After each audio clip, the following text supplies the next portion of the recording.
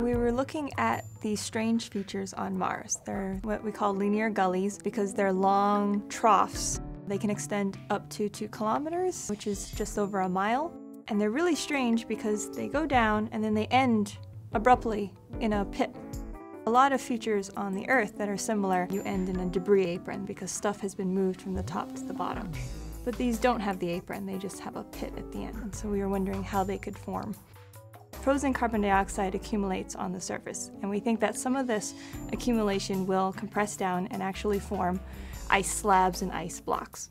We bought some frozen carbon dioxide, dry ice blocks, and we took it out to a dune slope and we put it down and we saw what happened. Most dune slopes will be at 33 degrees, and that's a nice steep slope. And so we did it with a water ice block, and the sand got wet and it didn't move. And we did it with a wooden block, and it moved 3 inches and then it stopped. The dry ice block, we expected to see a bit more activity, but we didn't expect it to just move and move and move and move and keep moving all the way to the bottom. But even on the other side of the dune, which is more like 6 degrees, it's very shallow, we put the block on and we pushed it and it would just slide right down. And the only reason it stopped is because it hit the bushes at the bottom. Dry ice, as it heats up, turns into gas. It pushes against the sand as it comes out.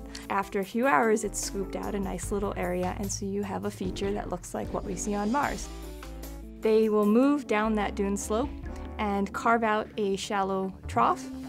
When the block of ice is on the sand surface, that sand is just a little bit warmer, and so it causes a cushion of air to form. And that lifts that block just a little bit, so when it moves forward, it's like it's lubricated, and it can just slide very easily. Then when it got to the bottom, instead of just sitting there, it would disappear as the area heated up, and then that could possibly leave a pit. I'm looking forward to the day when astronauts can engage in a whole new area of extreme sports. They could snowboard down these carbon dioxide covered dunes on a cushion of carbon dioxide.